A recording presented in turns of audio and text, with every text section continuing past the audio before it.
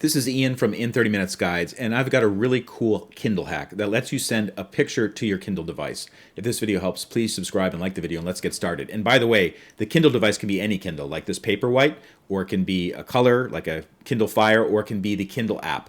What you want to do is you want to go to Accounts and Lists, select Account. When you come to this particular page, go to Content Library, and then up at the top of the screen where it says Preferences, click on that. Scroll down and then click on Personal Document Settings. And you can kind of see why I call this a hack, because this feature is totally buried in your Amazon account. And basically, while you can't upload directly from this web page, what you can do is use the Send to Kindle email settings feature.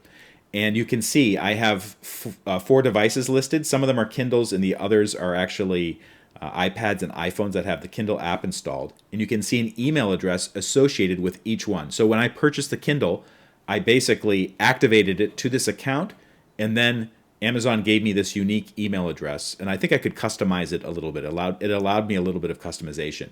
The other part of this is you need an email address that you can send from that's approved. So basically, once you're done, copying this email address to send to, then you need to make sure that you have an email address that's activated that you can send stuff from. So for instance, I'm going to be sending it from my work account to my personal Kindle. So where it says personal document archiving, below it is a link to add basically a work email address or a personal email address. And by the way, it doesn't have to be your own. It can be somebody you know.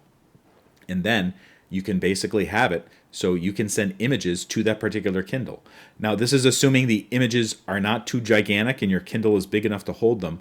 But it doesn't matter if the images are color and your Kindle's black and white. It will still be able to display them. It won't look as good as a nice big computer screen, but it's a nice thing to have, particularly if for some reason you don't have your other device or you want it on your Kindle for some reason.